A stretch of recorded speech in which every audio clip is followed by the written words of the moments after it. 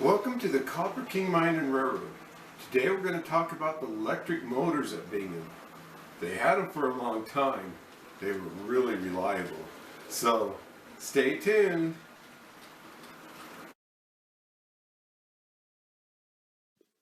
We're going to follow this motor back to the mine. It's pushing a string of empties. Now, Bingham Canyon mine had electric motors. So from 1929 until the late 70s, they had this all-electric railroad up there. We have a lot of neat pictures of those electric motors. So that's what we're going to talk about today.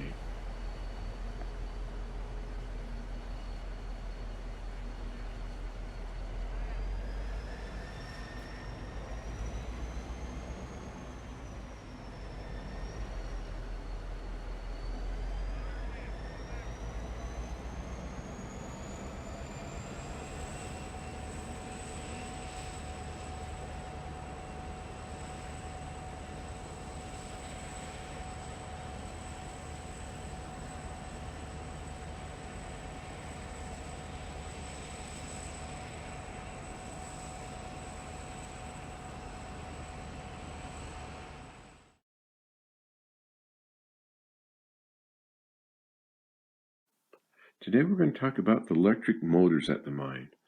I have a lot of great old pictures of these electric motors. Look at some of these pictures. Now they ran for a long time at the mine. So open cut mining started in 1906, and they first used these little steam engines. You see these little Porter and side tank engines? The shovels were even steam at the beginning. And then 1923 they started to convert those to electricity. But so then they used a little bit bigger steam engines because the smaller little Porter ones, they called them dinkies.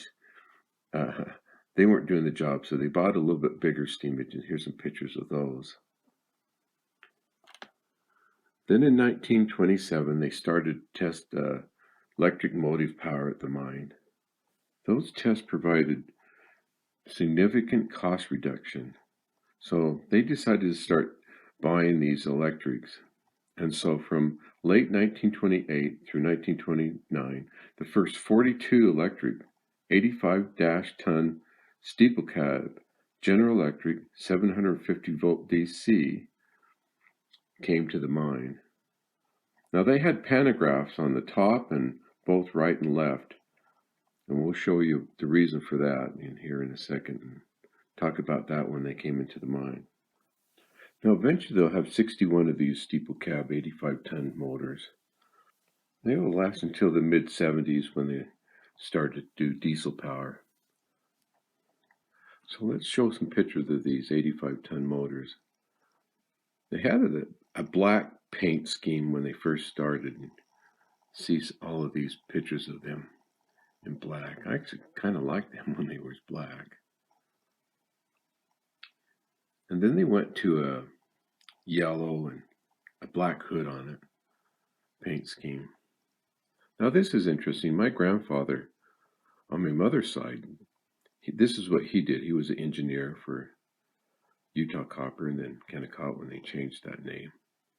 And he started in 1925, so he was there with the conversion from steam to electric. He worked from 1925 to 1960, and so he saw a lot of changes at the mine. But that's what he did, is he was an engineer on these old electrics. Some great old pictures of these electrics, for sure. Interesting too, I rode in these at a few times when I was on the track gang.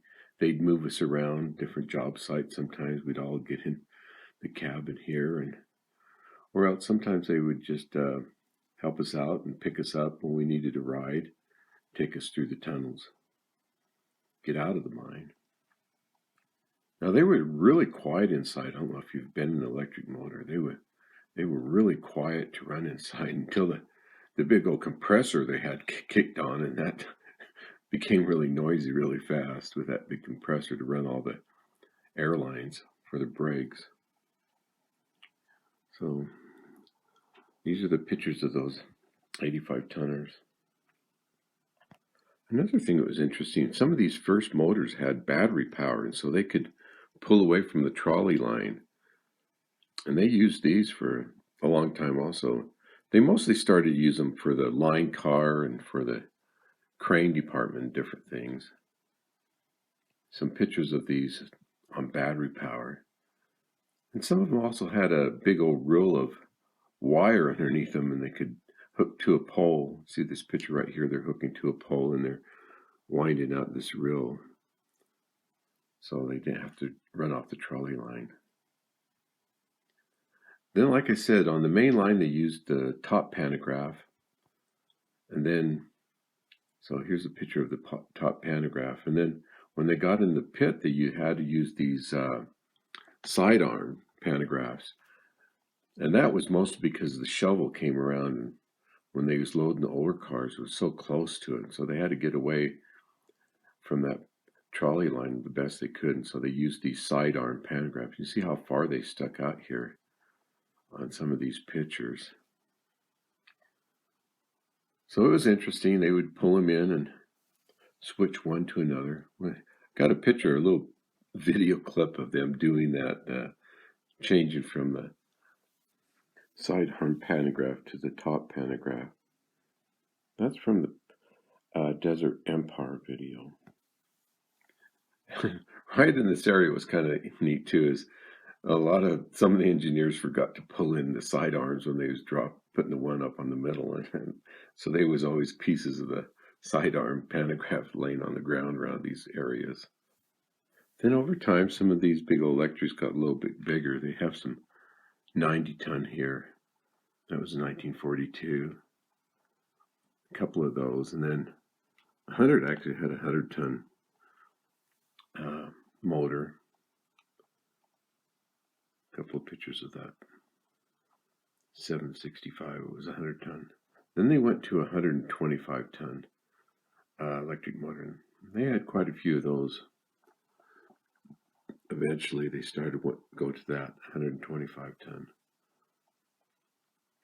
So there's some great pictures. Oh, look at this picture right here. This is one of the 125-ton motors going up, and in the background is the Apex loading station. It's just falling apart up there.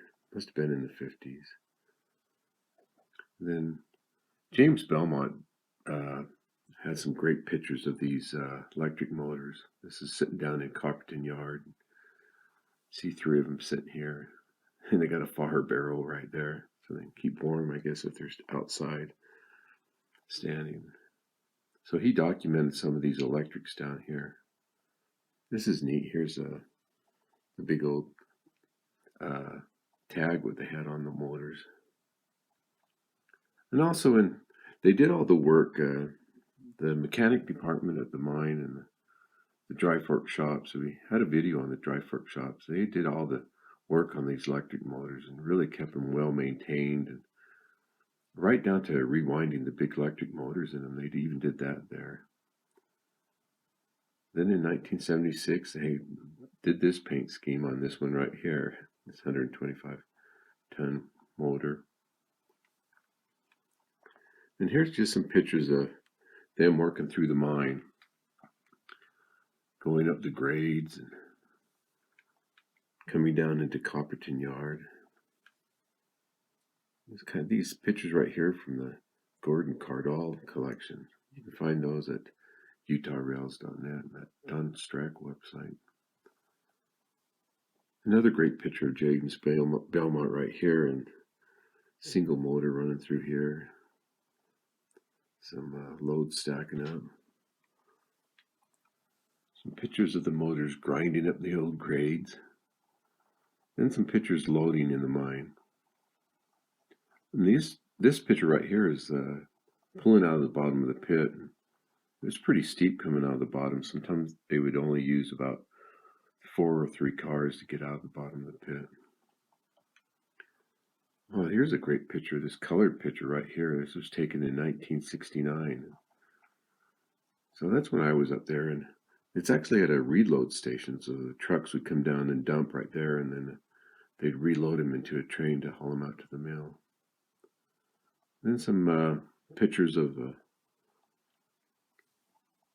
waste cars right here getting loaded. This picture has a roll of these electric motors. I think this is during a strike. This is kind of what they did, is put them in a row.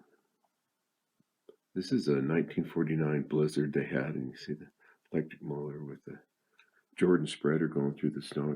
How deep that snow is. Then some really great pictures of them inside the cab. I think that's a really cool picture. And at ground level. Another really neat thing was when I get to work in the morning and when it was dark, you could see these pantographs bouncing along the trolley lines, and they would be sparking all over the mine like an arc welder. And some of these sparks would trail all the way to the ground. They were so big. Anyway, and so the 1970s, mid-70s, they started testing diesel power at the mine. Here's some great pictures by James Belmont again of the different motors they had diesel up there testing. And so 1978, 79, they started to purchase their own diesels. And here they are coming in to Copperton Yard. Here's some great pictures of those. Now we'll have a program on the diesels, so we're not talking about that too much. Then these poor electrics just got pushed aside and got put in the boneyard. Here's some pictures of them in the boneyards. Quite a few pictures of those. So that's the end of the electric motors at Bingham Canyon Mine.